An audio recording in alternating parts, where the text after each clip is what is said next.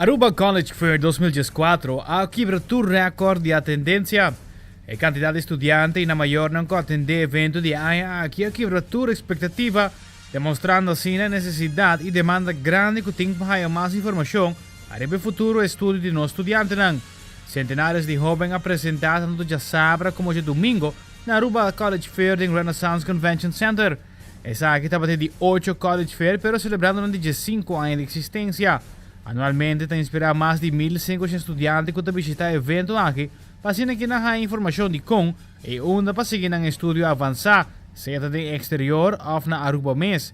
O evento conta com mais ou menos 40 booths de 30 diferentes escolas e universidades.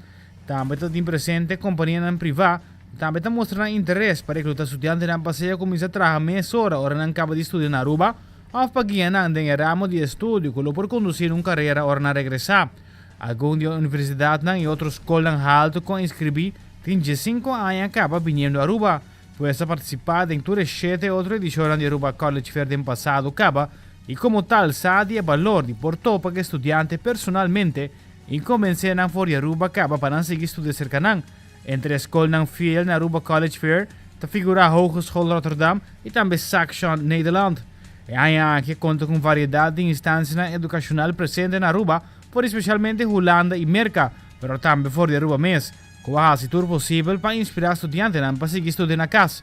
E ramo de estudo de várias machá e está incluído, mas não limitado, no estudo de hospitalidade, medicina, ciência, arte, tecnologia e muito mais. Cada universidade conta com variação mais ampla de faculdade para escolher for de